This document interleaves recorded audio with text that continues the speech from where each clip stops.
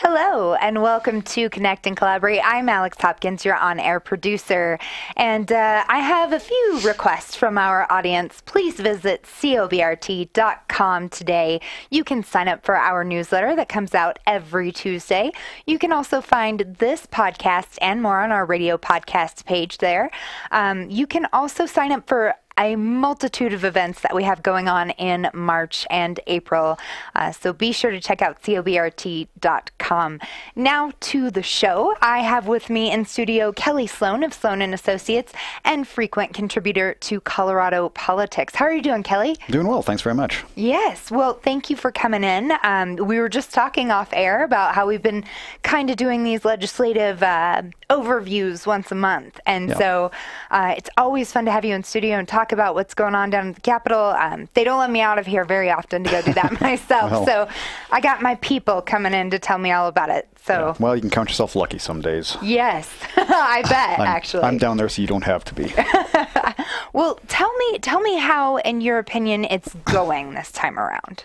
Well, it's certainly been an exciting month. We've seen a lot of bills. Of course, it's this year compared to the last few years, the dynamic has changed considerably with a new supermajority for the Democrats. Of course, the last few years we've enjoyed, and I actually use that term on purpose, enjoyed a split-chambered Democratic House and a Republican Senate. I think, as I've mentioned on here before, whatever side you lean on, that makes things a lot easier because it kind of works as a check on bad ideas or ill-thought-out ideas from either side, getting all the way through it. So it kind of adds a little bit more thoughtfulness, perhaps, to the process. What we have, of course, this year is the trifecta at the Legislature. The Democrats have the House, the Senate, and the governorship.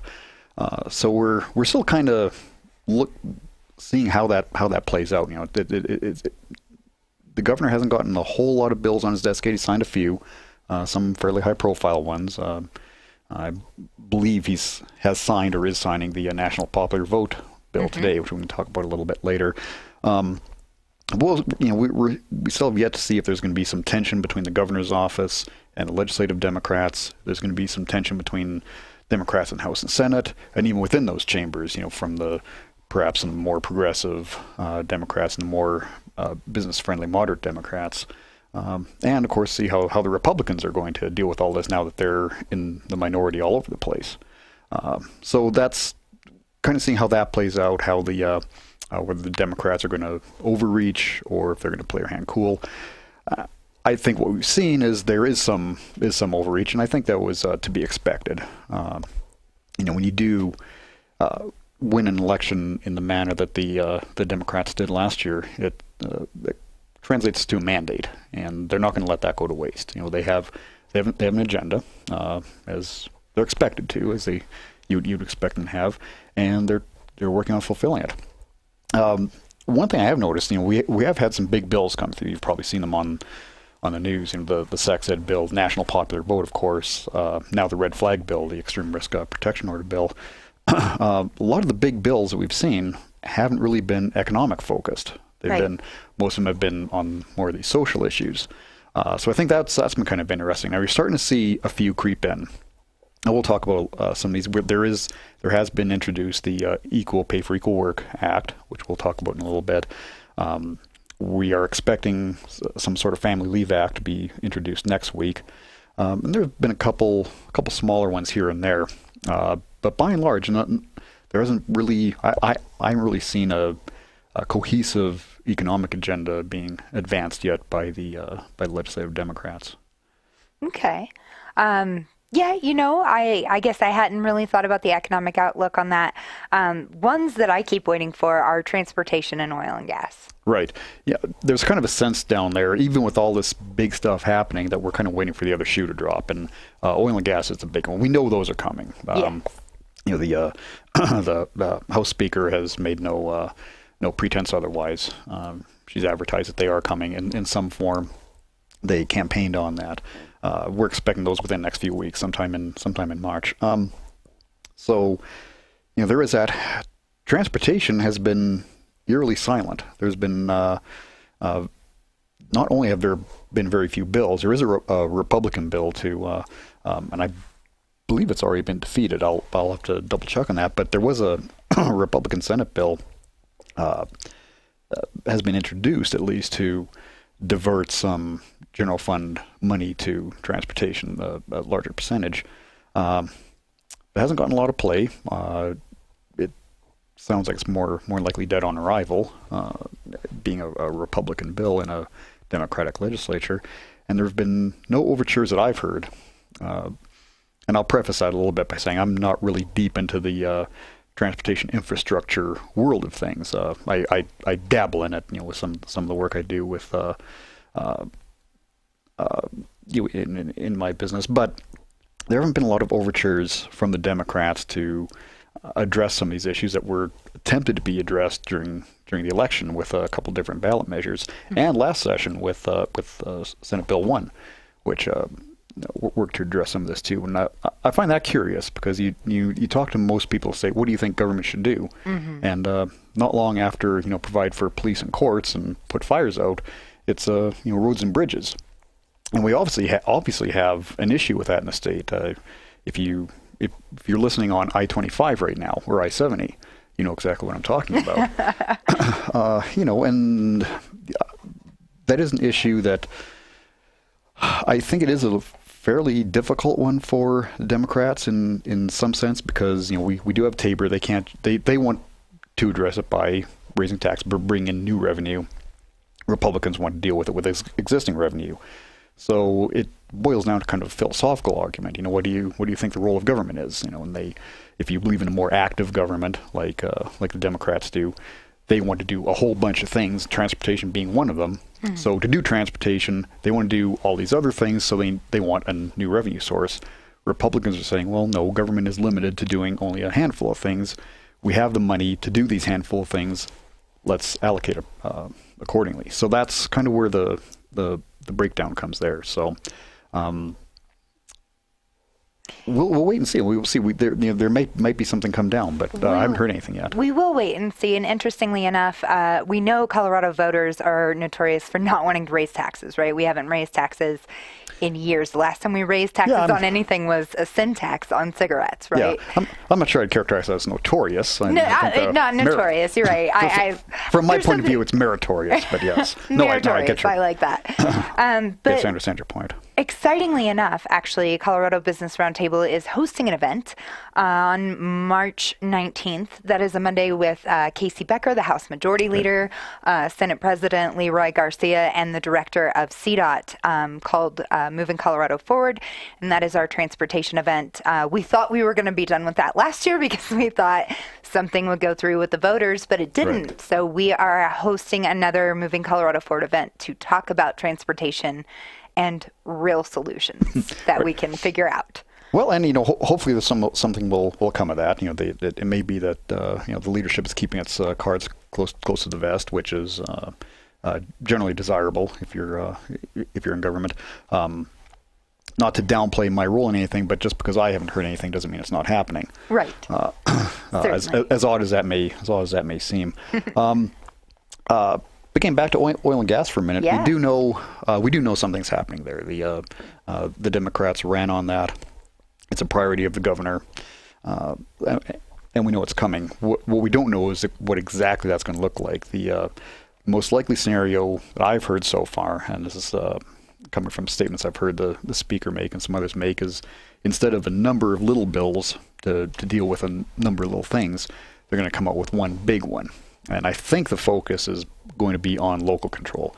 I don't think they're going to do much in terms of setbacks. That suffered a pretty glaring defeat during at the ballot. So I think it would be unprofitable for the Democratic leadership to come out with a setback bill and say, well, I know you guys said no, but we know better here. We're going to do this. So what I think they will do is focus more on local control. And that's actually something that comes up in a lot of different circles at the Capitol this year, is that issue of local control. You hear it brought up in bills that you wouldn't think would really be an issue. There was one. It was to offer not really reduction, but a kind of a vacation from business personal property tax for manufacturers and installers of these large wind towers. These the ones that are being manufactured on site because the blades are so large. And that was voted down, and a lot of the Democrats have voted that down. Pointed to local controls that the county should be up. It should be up to them whether they give a vacation from this personal property tax or not. That's been brought up on the sex ed bill. Right. From roles been kind of reversed there. Oddly enough, so not necessarily a lot of consistency when it comes to local control, but it's definitely a theme, and I think that they're kind of building on that theme when it comes to oil. And they've been talking about that for quite some time, allowing local governments to enact their own regulations and essentially to ban certain practices, fracking. That's really what we're talking about, which would be essentially a ban on oil and gas development in those particular localities. So I think that's coming. We'll see if they do anything more with pooling. We'll see what they do with perhaps pipelines. There's all kinds of things they could do. They could be kind of scary, actually, for the industry and the economy. I know we're all kind of salivating over the possibility of moving to this green economy and this outdoor-based economy. Well, oil and gas is still the major chunk of our economic base, and if we lose that, I could see some dire times ahead for the state. It's not going to be replaced, at least not overnight, with outdoor recreation jobs. Right. So, speaking of this green economy, I want to stick on this here. You wrote an article recently, "The War on Straws," and I find that interesting. I keep calling it an environmental sort of bill, right? Mm-hmm. And while it's mostly focused on the restaurants, and actually restaurants asked for this bill, again, that's to reiterate the war on straws. So they want straws to be gotten rid of, the plastic straws, right, unless, of course, you ask for it if you have a need for that straw. If you're in your vehicle, you can't always safely drink without a lid and a straw. Yeah. That being said, I thought it was interesting that restaurants asked for that. Most companies, most businesses don't typically ask for more regulation.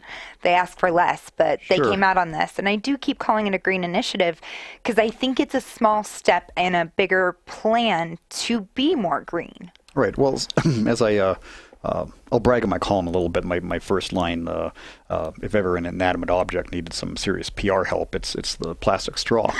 It's become kind of the whipping boy over the last year.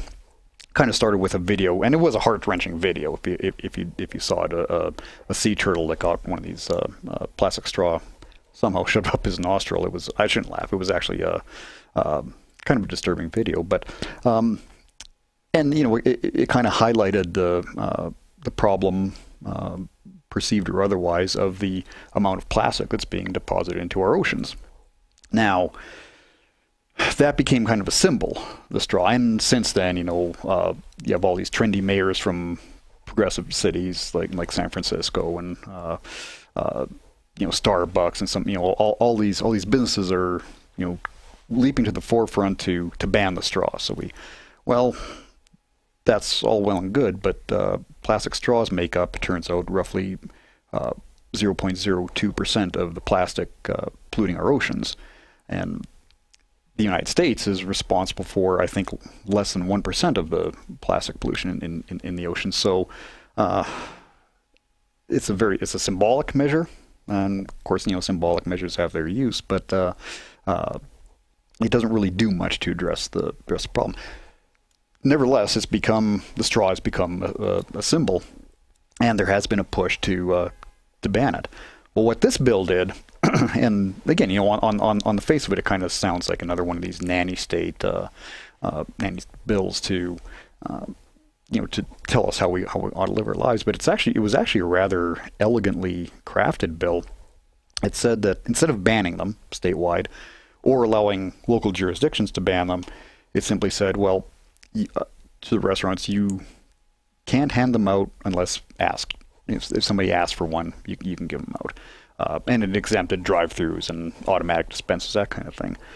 And that solved a problem that I think the restaurants were looking at. If you had all these jurisdictions, I remember we were on a few months ago talking about sales tax and how we have all these jurisdictions within the state have their own sales tax regime.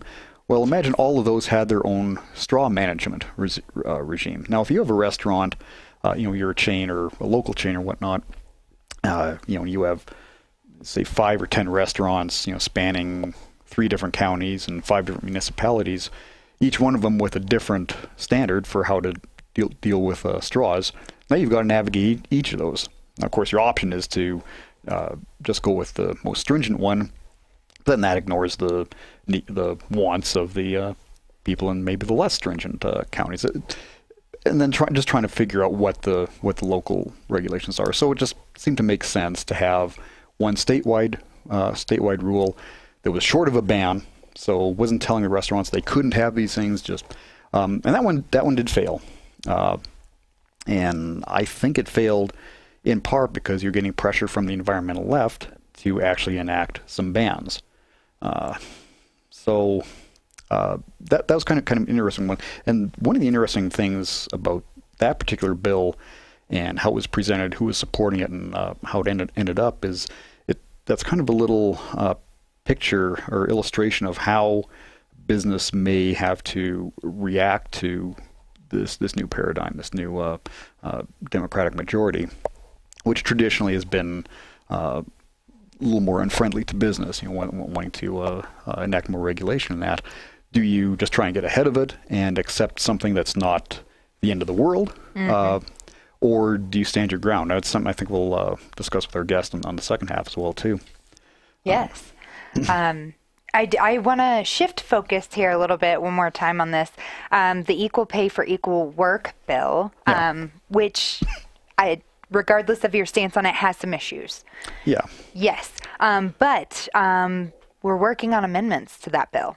Yeah, there were some amendments. It went through went through the House, went through House committee, Senate committee last week.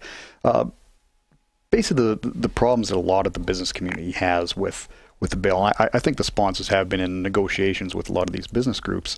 But two of the main issues, one was the posting requirement. The bill requires any company to, when it has a job opening, to post it to all the employees, regardless of qualifications. Or so, for example, if you ran, a public affairs firm or something, if I happen to have more than just me, I would have, when I had a position open for vice president, I'd have to post that to everybody from the janitor on up. And it requires you to post range salary. And you can't negotiate outside that range salary. And part of the reason for that, there's another part of that bill that prohibits employers from asking for or using, even if offered, using any past salary information. So, for example, if I went to you for a job and was offered at $15 an hour, and I told you, well, I was making $20 an hour doing even more in my last job, you couldn't take that into consideration at all. No, obviously the intent was that they didn't want employers to look at your job history, find out, say you were coming to me for the job. I looked at your job history and saw that you were getting paid less than I was prepared to pay, and then I could use that as an excuse to pay you less. Fair. Perhaps, but I mean, isn't that kind of all part of the market system, right? But it was that posting requirement that I think a lot of people had some issues with, and of course, you can create some serious morale issues among the company if you have a range on there. Now you know what everybody's being paid above you. So there were some issues with that. There were some issues with some of the wording that you couldn't. You had to pay the same for substantially similar work. Now, what exactly does that mean? It was kind of loosely defined. But you can have, as was pointed out in some of the testimony, you can have 2 jobs at the same title with dramatically different work requirements. I'll just use the examples that came up. Nurse. A floor nurse is far different from NICU nurse, neonatal intensive care unit nurse. But they're both still nurses. Do you have to pay them both the same? College instructors, college physical education instructor is far different from a physics instructor. And tenure plays a factor in that as well. Tenure plays, well, and there's other factors. And I think one of the amendments they put in increases some of the factors that can be considered. I think they included geography, because of course, if his job is located in Denver, it probably makes sense to pay more, given the cost of living, than one from in Pueblo or Trinidad or somewhere. So. So there were some issues with that. There were some amendments. Allow me to cheat. They did, like I said, put a few more qualifications in the definition for substantially similar work, to include, regardless of job title, based on a composite of skill, effort, which may include consideration of shift work and responsibility. So, that puts a little bit more there. There was there was an amendment to clarify that there are other reasons for having differing levels of compensation besides the ones that are listed, and that'll include geographic location, education, training, or experience related to the position, and a travel requirement. I mean, if you're required to travel a lot on a position, that might obviously have some impact. So they are working on the bill. I think one of the main issues I don't think they've really solved yet, aside from the posting requirement, is just the fact that it kind of moves it away from kind of in-house with the Department of Labor, more administrative, into the courts. So the way it's written, it's kind of an incentive to sue. Sue first, see what happens later. And that puts a substantial burden on business owners, especially small business owners that don't have lawyers on retainer on staff. I certainly don't. And a lot more cost to them for having to litigate these. So there's still some issues with that one. We have family leave coming up next week. I think you have some of the same, some similar issues there. Same thing. I think they're working with the business community on trying to find something. But here again, it kind of raises the question, what, as the business community, how do you respond to this new dynamic? Do you just try and negotiate for the best deal, which probably makes sense given where we're at, or do you stand firm? And I think we see the business community as reaching out, and that's how the system works. These guys are down there, don't necessarily know everything that a business owner deals with. So you get down there, you talk to them. Well, here's why that doesn't work necessarily, and at least in the earlier stages of the session, hopefully everybody can work together to make something that's less bad. You've got the philosophical questions other than that, but those tend to get lost in the weeds in the sausage making process at the legislature. So. Absolutely. We have about a minute left in this segment, and I want to ask you a little bit more about that red flag law that we've got going on. You mentioned that you have an article coming up. I don't want to no, it's steal all your words, but can you give us a little bit of preview of what we might see from you? Well, so as most of you know, a red flag bill or extreme risk protection order allows law enforcement to basically go to the courts to remove guns from somebody that's deemed dangerous to themselves or others. Now, this was brought forward. One was brought forward last year, a little bit better version than this one. And it was defeated by the Republicans in the Senate. Now we've got one that's substantially worse. Oh. Yeah. All right. You're going to have to tell me more about that, but stay with us here on Connect and Collaborate. We'll be right back with Representative Kevin Van Winkle. Stay with us on Connect and Collaborate, cobrt.com/live. Welcome back to Connect and Collaborate. Once again, I am Alex Hopkins, your on-air producer, and I have in studio with me Kelly Sloan of Sloan and Associates, and again, frequent contributor to Colorado politics. And we were talking a little bit in the last segment about that red flag bill? It's a bill. Yeah. Not law yet. Red flag bill that you're writing an article on. But we also now have by phone Representative Kevin Van Winkle. So thank you very much, Rep. Van Winkle, for joining us. Well, thank you for having me. It's an honor to be on. Awesome. Well, Kelly, you want to tell us about Mr. Van Winkle? Sure. So Representative Kevin Van Winkle has risen rapidly through the ranks of the Colorado House Republicans, as befitting his enthusiasm and unflinchingly conservative stances on policy. And he currently serves as the Assistant Minority Leader. While shouldering that new burden, he has retained his ranking membership on the House Business Affairs and Labor Committee, reflecting his long-held desire to help mold public policy in a direction favorable to the maintenance of the free market system and the small businesses that it sustains. He comes to this mantle honestly, having himself been a small business owner prior to taking upon the responsibility of doing something about the collectivist inclinations that the state seemed to be tilting towards as he commenced his legislative career as a senior policy analyst for the Senate Republicans. After that, he felt the pull to run for office. Mr. Van Winkle was born and raised in Douglas County. He earned his bachelor's degree from Metropolitan State University of Denver. He is an avid hockey player in the interludes between injuries. He was elected to the State House of Representatives from House District 43 in Douglas County, initially in 2014 and subsequently in 2016-2018, and he joins us today by phone. I'd like to begin by asking Representative Van Winkle, given the new paradigm at the state legislature, what options, in your view, does the minority have at its disposal to help shape policy? That is a very good first question, and it is true. The Democrats have a majority in the House, the Senate, and they have, of course, Jared Poll's Democrat in the governor's mansion. So they have the votes to pass everything they want without Republicans even needing to actually even be here to vote. But unfortunately, many of those Democrats here in the legislature are on the fringe of their own party. They're far outside where everyday Coloradans are. So the Republicans here at the Capitol, really, we've been given a gift in that we can just be the voice for that everyday Coloradans and forgotten Coloradans. Those Coloradans that are in the middle, they're just trying to run their businesses and send their kids to school, go to soccer practice, things like that. So we can be the voice for those people and really just stand up for them, the common sense families of Colorado.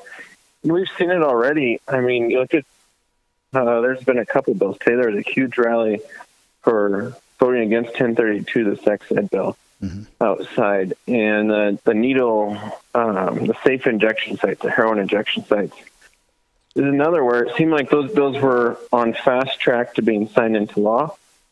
The Republicans here basically just shined a light on it for the people of Colorado. And the people of Colorado were able to step up and contact their legislators, come to the Capitol, speak their voice, and as a result, the majority party is rethinking those positions. So we can certainly claim a victory on the heroin injection sites, and I'm hoping with 1032 we soon will be able to as well, at least get that bill amended to a point where it will be acceptable for the people of Colorado. Yeah, and that one's going to be up in the Senate tomorrow, I believe. Is that correct? I lose track of bills when they go over to the lower chamber there. But yeah, I know. I think it is tomorrow. Yeah. So on that note, a lot of the bills introduced by the Democrats so far, especially the big ticket ones that might be labeled as liberal overreach, most of them haven't really touched on the economic sphere or business issues. Most of them have been social issues, like you mentioned the sex ed bill, red flag coming up this week, and with the touching on the gun issue, national popular vote, of course. Do you see that changing? What do you think the strategy was for sticking to kind of some of these social bills first? Well, I'm not exactly sure what the overall strategy is, but certainly I hear rumors of bills every day, whether it's something from the trial lawyers who are seeking to increase court costs and lawsuits, or oil and gas, local minimum wage, that kind of thing, that really will start impacting the pocketbooks of all Coloradans soon. So those bills are coming down the pike. There's an Equal Pay for Equal Work Act, Family Leave Act that has a new tax for every paycheck in Colorado, things like that. So you use the word overreach, and I think that's the right term, at least on the social issues. And I think, heck, we're not even halfway through session yet, so there's still a lot to come. So you mentioned, in particular, equal pay for equal work. and the family leave bill. We spoke briefly on the equal pay for equal work bill before the break. What are with both those bills, what are some of the issues that you see in particular for the business community? Well, the equal pay, first of all, it's got a great title. It sounds like something that everyone would be on board with. How can you be against such a thing? But as a legislator, you kind of have to look not just at that bill, but at the issue. And with that issue, you kind of see, well, hasn't the state of Colorado and the federal government also already have laws on the books that promote equal pay for equal work? Right. And the answer is yes. Colorado has several bills. Heck, I remember, I think the very first bill that President Obama signed into law was the Lilly Ledbetter Act, which was the federal version. And then in Colorado, we have the Anti-Discrimination Act, which is more expansive than the federal bill. We have things like the Parental Involvement in Education, which was a bill passed specifically for single mothers to be able to leave work to attend school functions, sports functions, things like that, and not have to be worried about their jobs or losing pay. Wage Transparency Act. We have dozens, and it seems like every year we come up with a solution for this. Right. But the solution in this circumstance would just lead to, this is a trial lawyer's bill. It leads to a lot more lawsuits. When you think of small businesses in Colorado, I saw a stat today of NFIB members where less than 12% even have an HR employee full time. These are businesses with 5-10 people, and even a lawsuit in this field could put them out of business and put a lot of people on unemployment, which would be disastrous for Colorado, right? Especially those who count on those small businesses. Well, and that's one thing we're talking about, that a major provision of that bill would be to take those discrimination claims out of the more administrative arena in the Department of Labor and throw it into the courts. Is that correct? Yes, that's correct. So they're currently, if you feel like you're not getting paid equally as a minority, a senior citizen, a young person, a woman, or whatever, there is a very good process that we have in place right now to deal with that. And you can go to, we have whole departments of government that look at those cases and try to find mediation and solutions to the problem, as opposed to directly going to court and having to hire lots of lawyers to battle things out in court for months on end. And also in that bill, currently, in most times when you go to court, if you lose, you have to pay the attorney fees of the other side. In this bill, that's not in there at all. So even if a business is brought into court and they win, they show, look, we pay everyone $38,000 a year. Doesn't matter who they are. They probably are already put out of business because of those court costs and lawyer fees. Right. And that was actually an amendment that was offered. They'll never get back. Yeah, that was actually an amendment that was offered, I believe it was either by Senator Cook or Senator Gardner in the Senate in committee to have the losing side if it's found to be a frivolous or meritless suit that the loser pays, and that was rejected. So this is like you said, despite the title, it's not really about equal pay for equal work. It's more about pay equity, correct? Yeah, that's exactly right. And I don't want to act like there's absolutely no problem whatsoever out there. But it's a problem that has been identified by government for decades, and we keep getting better at addressing it and giving more opportunities for people to address it. But this certainly isn't the solution. This is a heavy-handed government trying to stick itself where it doesn't belong, and the end result will be a lot of people put out of work. Well, and like you say, they keep coming up with more and more. It raises the question: where does it end? What's the final goal? If you want to play a little bit of reductio ad absurdo, it be ultimately just everybody gets paid the same, regardless what you're doing, who you're doing it for. Just everybody makes $38,000 a year, and then problem solved.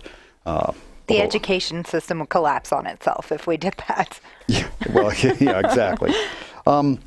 Let's move on to we talked a little bit about it's expected that there's going to be some anti-oil and gas bills. The speaker has made no secret about her intention of having some of these bills be introduced soon. Have you heard of any timeline? Have you heard any sense of what those bills might look like?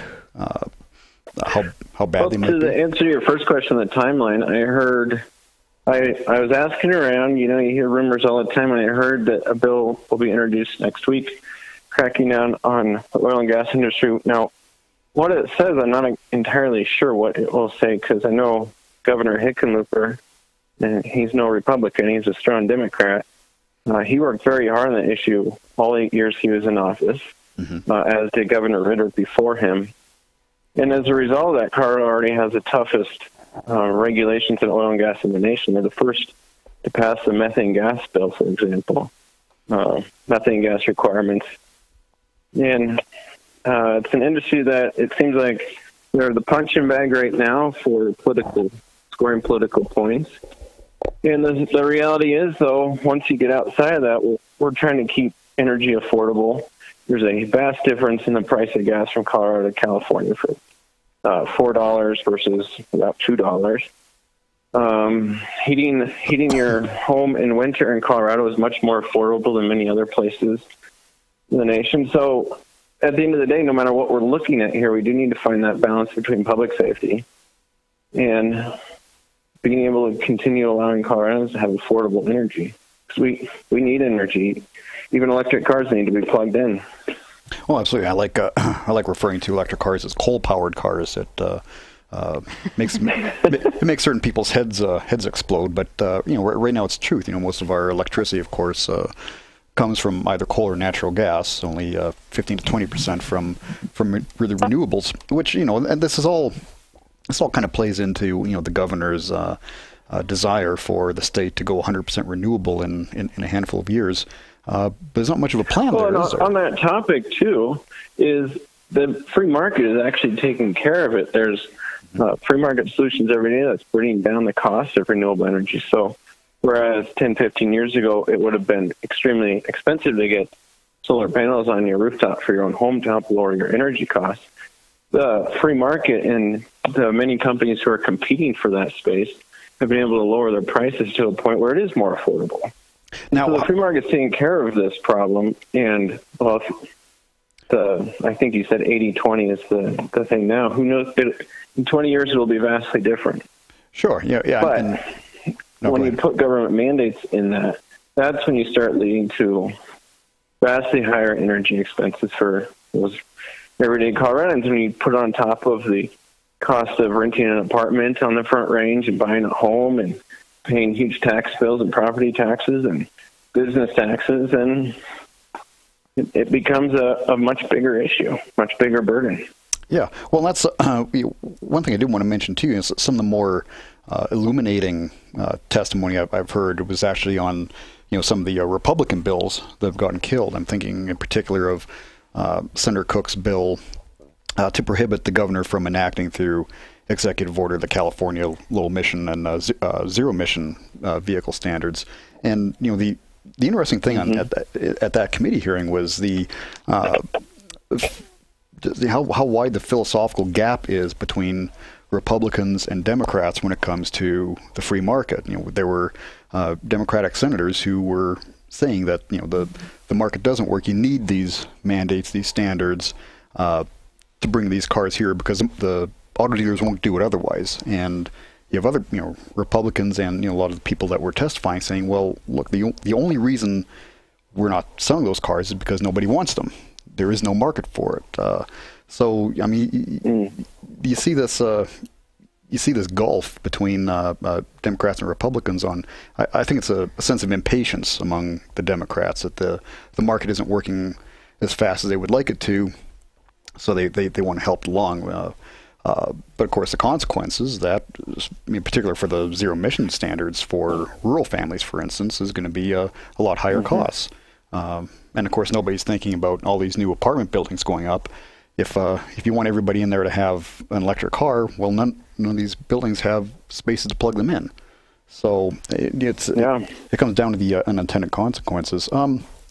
So you exactly. And just on that subject, I mean, I ran for office, and I say it all the time that when people are freed from overtaxation and overregulation, that they will thrive. And anytime you put the government in the middle of those relationships that are free market relationships, it screws things up and just creates more problems that the government then has to come in and solve later. We're talking green energy here. We have a huge tax credit that we take from people that buy, $10,000, used Hondas. Mm-hmm. We take taxes from them to give it to a Tesla owner that buys a $100,000 car. Where I think if someone wanted to buy a Tesla, they would do it anyway without that tax credit. And they don't need to be taking that money from, that hardworking individual that just wants to get a car that will get them to work. Right. You're talking about reducing the overhead on businesses in particular, which I'm in full sympathy of. You mentioned earlier, a little bit of this divide within the Democratic caucus between some of their more progressive members and, some of the more moderate pro-business members. In your view, can the Democrats or some of the Democrats go too far? I'm thinking, for instance, there's a bill. It'd be interesting to see how it's treated and where it goes. Introduced by Representative Sirota, I believe, that would attach greenhouse gas pollution costs to every fiscal note. For instance, if you had a bill, any given bill, they would look at, does this increase greenhouse gas emissions or decrease greenhouse gas emissions? Now, not only is that, in my opinion, fairly arbitrary and capricious, obviously designed as a weapon, but hideously expensive, just in terms of manpower and what the legislative staff would have to go through to try and determine those costs. Now, is that something? I know that kind of fits in philosophically with the agenda, but in your view, from what you've seen, is that something that the Democrats are going to want to allow to go through, or is this one of those odd occasions where the majority party is running its own message bill that's ultimately doomed anyways? I don't know about that particular bill, but there is certainly a divide in there. In fact, in the House of Representatives, we operate oftentimes like a more parliamentary system where you have kind of the moderate Democrats that when you think of an American Democrat, they're kind of who you think of. And then there's the kind of, I don't know a new age progressive or kind of the more fringes of the party that you hear about in the news sometime. And then you have, of course, your Republicans. And on many of those issues, there are odd connections where the libertarian Republicans join with libertarian Democrats and will kill bills or pass bills. And you mentioned that bill by Representative Sirota, and I haven't gotten into that yet, but I can't even imagine what that would be like. If we want to cut taxes or something, that's going to lead to more jobs when people need to drive to work. So that's going to create greenhouse gases. We can't have that. So, well, exactly. If we end all jobs and just make people stay at home and receive government paychecks, then I guess that would score very high on that. That'd be a net fiscal positive under this new bill.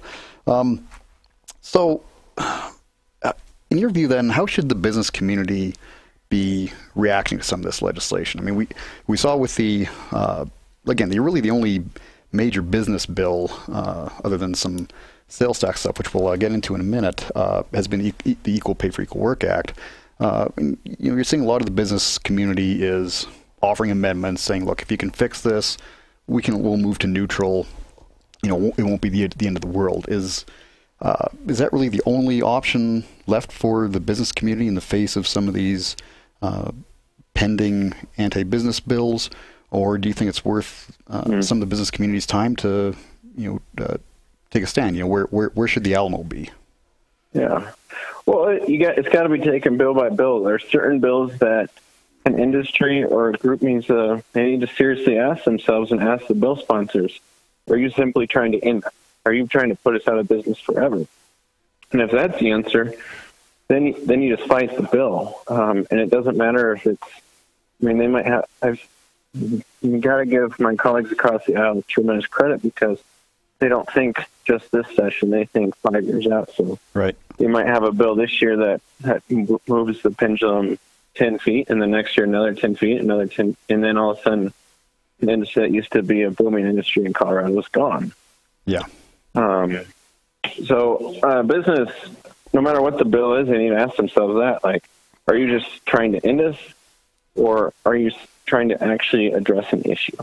If they're actually trying to address an issue, then I think there is a collaborative effort that could be made there where, I mean, the business community, if a bill is affecting them on a specific issue, they're the boots on the ground, they're probably the ones that have to implement it, collect the taxes, deal with, whatever, pay time off, deal with whatever that issue is. So they need to be partners in that and brought in to truly hear their ideas, because, I mean, there are some bills, architecture, licensure, dental practice act, things like that. I've never been a dentist or an architect, so I want to hear from those people. Right. So I know that when I vote on a bill, I'm not voting to harm someone. And so the business community certainly has a strong role to play. And at the end of the day, they're the ones that employ Coloradans. They're the ones that fund our schools and keep the lights on here at the Capitol building. So they certainly have a good seat at the table. And you never know. I mean, you might find strange allies on things. Well, you know what? Someone operated a food truck once, and this bill would put food trucks out of business. So yeah, that Democrat and a couple of Republicans can get together and go talk to the governor and kill that bill. Well, or just address individual topics in that bill. Yeah. So on that more cooperative note, with it's a little known fact that probably 80%, maybe 60% this year of the bills actually go through are bipartisan. And one effort is, and we've talked about on the show before, is the sales tax simplification. I know you are newly a member of the Sales and Use Tax Simplification Task Force. What do you see happening on that front? We have a couple minutes left. 1 minute left. Well, I'm very glad you asked me about that, because Lane Sias was our member on that task force, and he, of course, filed to run for Lieutenant Governor of Colorado. And as soon as he stepped off, I stepped on, because I had already been working on that issue for several years. Colorado, a lot of people don't know Colorado has the most complex sales tax system of the 50 states in the nation. We have, I think it's close to 800 different taxing jurisdictions. So if you're a cow surrogate company that's selling honey into Delta County, you literally have to go to the Delta County website, and there's a map on there with like 47 different shades of colors. You find the address of the place that you're mailing to on that map. Then you go back and add up the 12 taxes, the school district, ditch district, hospital district, water district, you name it. You add those up, and then you're able to calculate how much tax you need to charge the customer for buying that one jar of honey. It's incredibly cumbersome, and it's been an issue that's been going on in Colorado for decades. Yeah. Well, hopefully the difference now, and we haven't been able to address it because local governments, they say, we're a county, we're a municipality, we want to collect our own taxes, we want to charge our own tax rates. Yes. Representative, thank you very much. They're right. Yeah. Yes. Well, we certainly hope that simplification tax goes through. Thank you so much, Representative Van Winkle. It's been a pleasure having you on. Kelly, always a pleasure to have you in studio. Be sure to like and subscribe our YouTube page while you're here, and check out more at cobrt.com/radio-podcast. Thank you.